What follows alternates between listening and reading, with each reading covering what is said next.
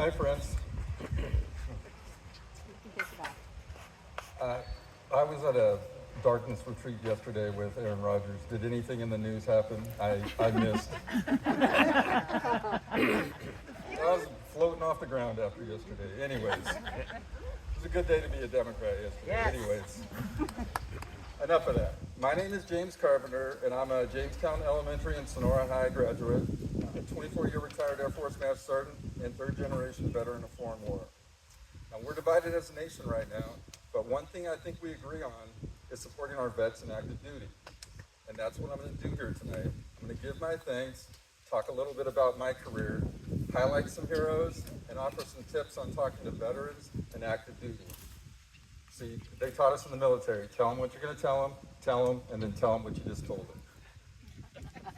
Now, many people here have thanked me for my service, but it was only possible because of my family and this community.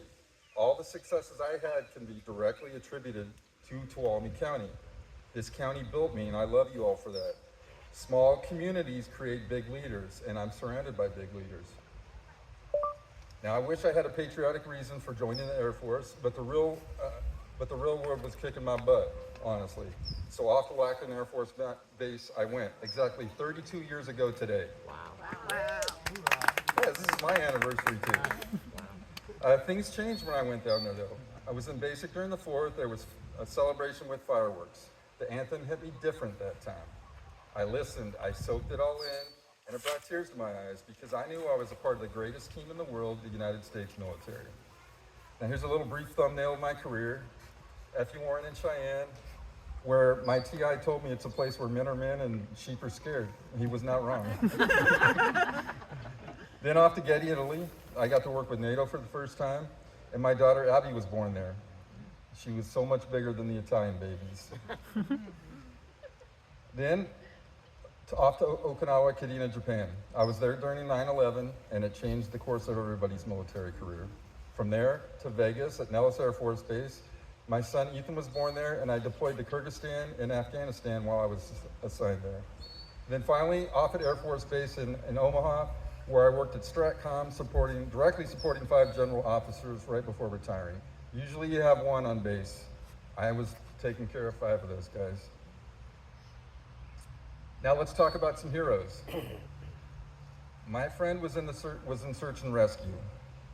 While deployed, he went on a mission for injured personnel. They weren't able to recover everyone because sometimes the Taliban would use our injured as bait. It affected him greatly, but thankfully he utilized mental health aftercare and he dealt with it heroically. That's a lifelong recovery though. We must protect veteran health care. My dad, U.S. Marine James Philip Carpenter, volunteered for service during Vietnam. He learned Vietnamese and became an interpreter during the war. Interpreters have great value, like the Afghans who are currently under threat from this administration for deportation. We got to protect our partners. Now, in terms of talking to vets, if you see a vet in a shirt or hat marking their service, they have pride in it. Tell them thank you, but allow them to provide details of their story. Respect boundaries because you never know what someone went through while they were serving. For active duty, and this is one we got to listen to. Democrats and far-left independents are terrible when they talk about the defense budget. We can't just point at the budget and say, that's too much. Because all the troops see is a bunch of libs saying, you shouldn't have a job anymore or you're getting paid too much. Be specific, find defense contracts and spending that are suspect. Like, I don't know, like SpaceX, Starlink, or a $45 million military parade for a draft dodger. Okay? I'm not scolding you. I just want us to win, and messaging is important. Veterans, and I know we have a few amongst us, our voices matter. We need to use them. You stood tall for this country before, and we need you again. That includes advocating for gay and trans troops who are under attack for the crime of wanting to serve their country. Same for candidates and electeds. If you don't support equality for all, find another line of work. So to close, any good I did reflects directly on you. Post-service, it took me a while to find my people, but I found them, and it's you guys, Tuolumne County Indivisible. That's a threat too, almost. Now, I've lost a lot of friends and family since 2016, but you all filled that void.